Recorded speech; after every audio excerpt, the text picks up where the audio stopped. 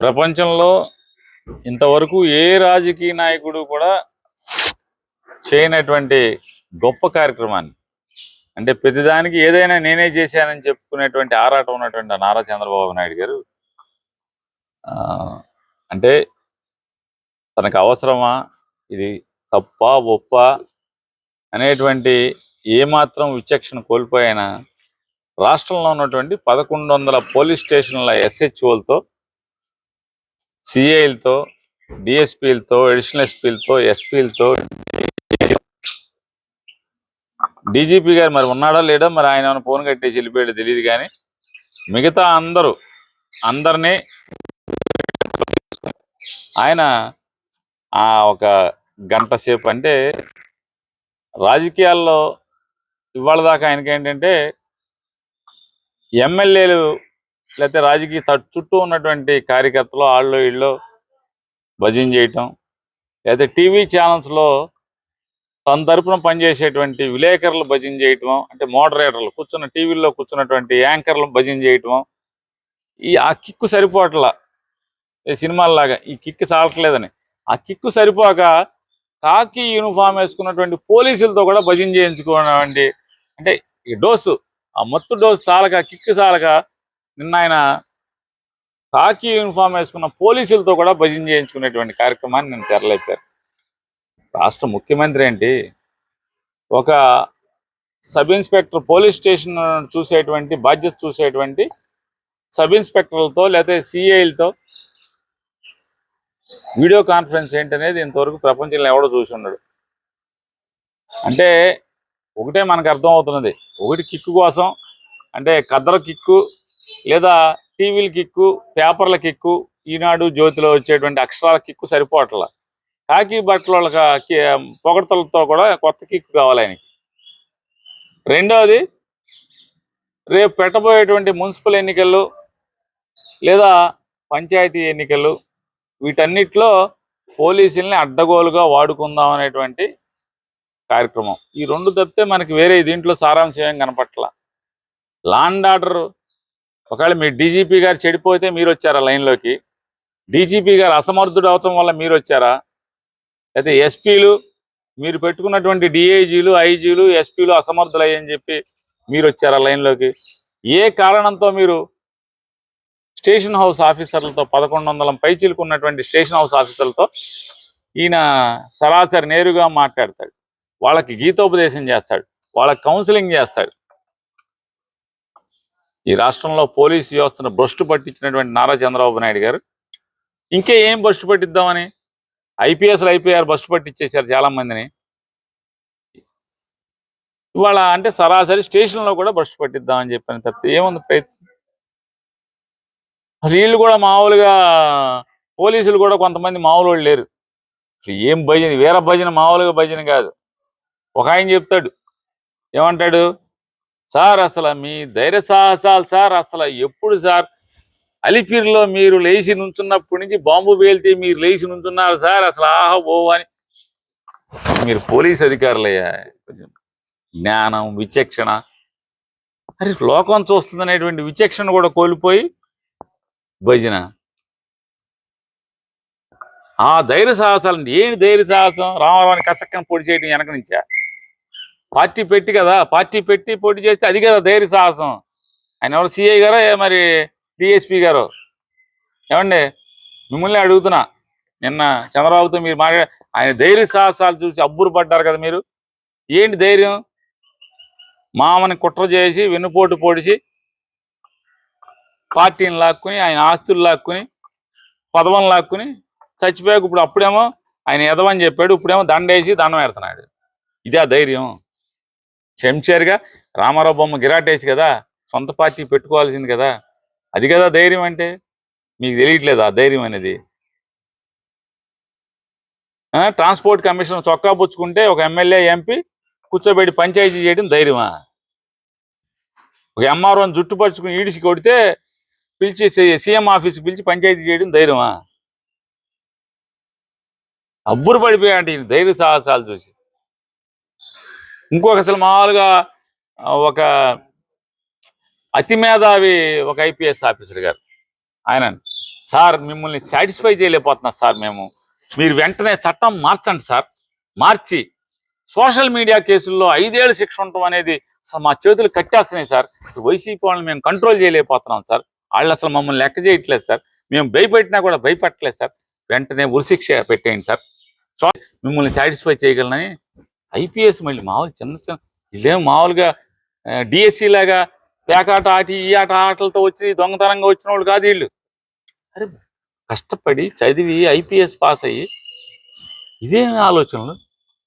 ఇక ప్రజాస్వామ్యం, రాజ్యాంగం, మానవ హక్కులు ఏం లేవు. సోషల్ మీడియా పోస్ట్కి ఉరేసేయాలా? ఉరిశిక్ష పెడితే బాగా సాటిస్ఫై చేస్తారా మీరు?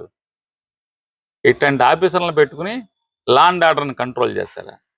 రాజమండ్రిలో 2 తాగుబోతులైనటువంటి తెలుగుదేశం పార్టీ కార్యకర్తలు, 2 తాగుబోతులైన తెలుగుదేశం పార్టీ కార్యకర్తలు ముక్కుపచ్చలారనేటువంటి ఎంతో ఉజ్వల భవిష్యత్తు ఉండి ఎంతో మంది ప్రాణాలను నిలబెట్టాల్సినటువంటి ఒక డాక్టర్ కారుతో గుద్దితే వెనక్కి తిరిగి చూసిందని చెప్పని తొక్కిచ్చి చంపితే ఏం కేసు కట్టారు? 4 రోజులు మీడియాలో రాదా? అసలు మీడియాలో రాదా? 4 రోజులు కేసు పిచ్చి కేసు కడతారా? యాక్సిడెంట్ కేసు అని. మీది పోలీసు వ్యవస్థ. సీఏని ఏం చేశారు? రాజమండ్రిలో ఆ ఎమ్మెల్యేకి వీర విధేయుడై ఎమ్మెల్యే మాట జవదాచకుండా ఆఖరికి ఐజీ మాట కూడా లెక్క చేయకుండా, ఐజీని కూడా లెక్క చేయకుండా, భయం భక్తి కూడా లేకుండా, పోలీసు వ్యవస్థలో హైరార్కీ ఉన్నటువంటి భయం భక్తి లేకుండా ముక్కుపచ్చలారినటువంటి ఉజ్వల భవిష్యత్తు ఉన్న డాక్టర్ని, ఒక ఆడపిల్లని తొక్కిచ్చి చంపితే 2 తాగుబోతులు గంజాయి తాగి, గంజాయి లేదని చెప్తావు, ఎక్కడ పడితే అక్కడ గంజాయి. గంజాయి చిత్తూరు జిల్లాలో గంజాయి బాగా తాగి పోలీసుల్ని కాలర్ పట్టుకుని తంతే, కత్తి తీసి ప్యాష్కోప్ తీసి పొడవబోతే దిక్కులేదు. ఈ రాష్ట్రంలో దిక్కులేదు. వైసీపీ వాళ్ళు పోస్ట్ పెడితే మాత్రం రోడ్డు మీద నడిపిస్తారంట. చింతాడు రవిని రోడ్డు మీద నడిపిస్తారంట. అమ్మాయిని కొట్టి పోలీసుని కొట్టా అంటాడు.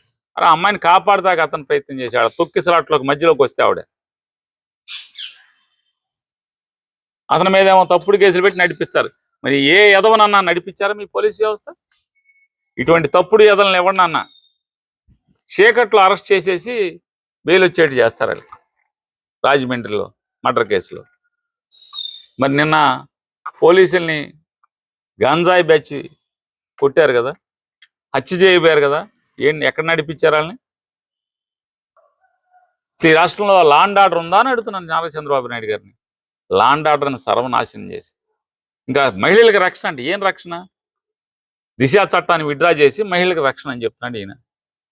శ్రీరంగ నీతులు ఎవరు చెప్తారండి? తప్పుడు పనులు చేస్తా ఇట్లా మీరు?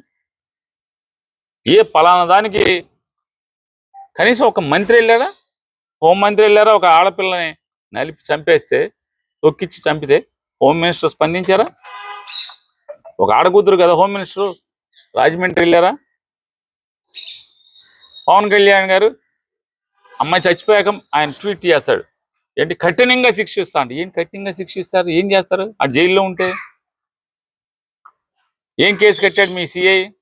ఆ సిఐ మీద ఏమైనా యాక్షన్ తీసుకున్నారా? ఆయనకి ఉప ముఖ్యమంత్రి గారికి పేకాట ఆడితే కోపం, భీమవరంలో పంచాయతీ చేస్తే కోపం.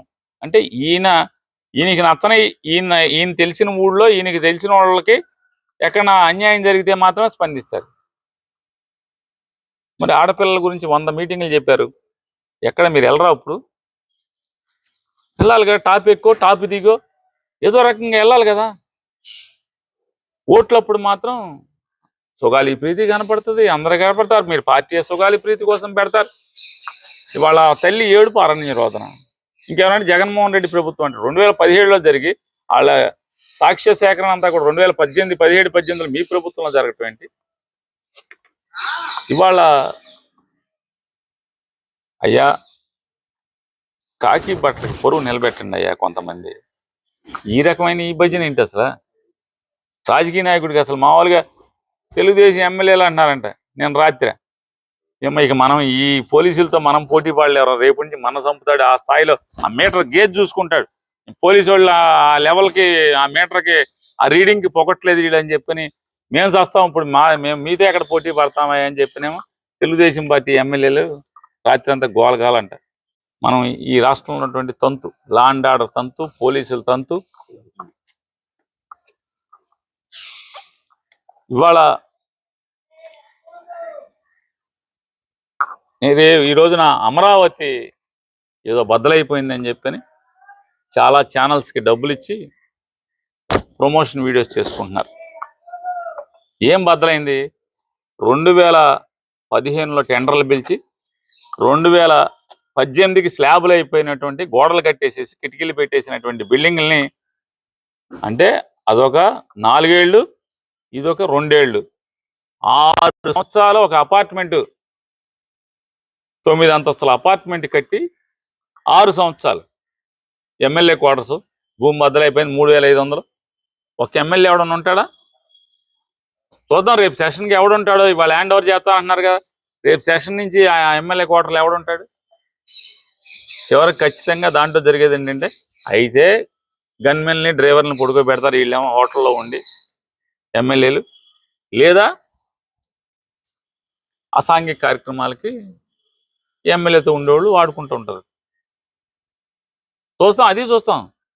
6 సంవత్సరాలు కట్టి దాన్ని ఏదో గొప్పగా చెబుతున్నారు. స్టీల్ బ్రిడ్జ్ అంటే దారి, సీడ్ యాక్సెస్ రోడ్డుకి మీరు ఎన్నేళ్ళైంది అమరావతిని ఇది రాజధాని అని చెప్పి? అది గొప్ప పనితనం చేసినట్టు మాట్లాడతారు. మొత్తం దోచుకుంటూ ఈ రాష్ట్రాన్ని, అమరావతిలో ఇంకొకటే కాదు, సెకండ్ ఫేజ్, థర్డ్ ఫేజ్ కూడా ఆలోచన చేస్తున్నారు చంద్రబాబు నాయుడు గారు. ఇక్కడతో 2వ ఫేజ్ కూడా చాలదంట, 3వ ఫేజ్ కూడా కావాలంట. ఎందుకు కావాలంటే కంటిగ్యూస్గా ఒకే చోట భూమి లేదంట. ఒకే చోట భూమి లేదు, అక్కడక్కడ ఉంది.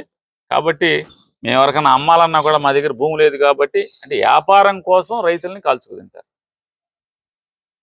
అమరావతి ప్రాంతంలో ఏ రైతు పట్లన్నా మీకు సానుభూతి ఉందా?